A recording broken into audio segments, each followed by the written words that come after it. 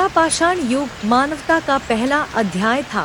एक ऐसा समय जब अस्तित्व का मतलब साहस, रचनात्मकता और समुदाय था। कल्पना कीजिए कि लगभग 20 लाख साल पहले जब मनुष्य खानाबदोश शिकारी संग्राहक के रूप में रहते थे, आग को वश में करना, औजारों को आकार देना और जंगली शिकारियों का सामना करना सीखते थे।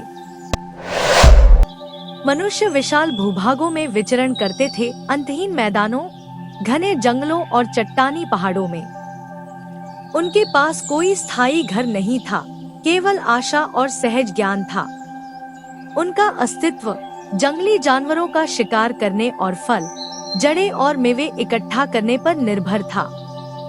जीवन कठोर था, फिर भी हर सूर्योदय जीवित रहने का एक और मौका लेकर आता था। पत्थरों को नुकीले कुल्हाड़ियों और खुरचनी के आकार में ढाला गया।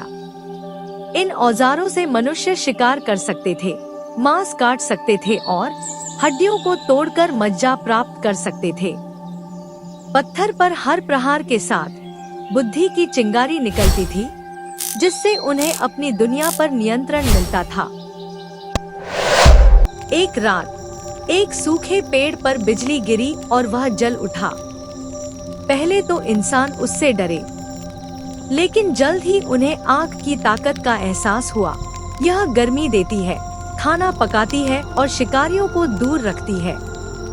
आग की लपटों के बीच इंसानों को सुकून, सुरक्षा और समुदाय की ओर पहला कदम मिला। शिकार खतरनाक तो था, लेकिन जरूरी भी। समूह मिलकर विशालकाय जानवरों, बाइसन, मैमथ और हिरण को मार गिराने का काम करते थे। एकता ही ताकत थी।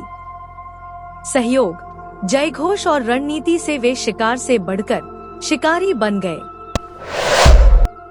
शिकार न करते समय मनुष्य गुफाओं में इकट्ठा होते थे। दीवारों पर वे लाल गेरू और कोयले से जानवरों, हाथों के निशानों और शिकार के दृश्यों को चित्रित करते थे। ये केवल चित्र नहीं थे, बल्कि विश्वास, स्मृति और सपनों के प्रतीक थे। पीढ़ियों तक कहानियां सुनाने का एक तरीका। पुरापाषाण युग में जीवन अनिश्चित था। शिकारी छिपे रहते थे, मौसम कठोर था और भोजन दुर्लभ था। फिर भी मनुष्य ने अनुकूलन किया। वे भोजन बांटते थे, कमजोरों की देखभाल करते थे और भविष्य के सपने देखते थे।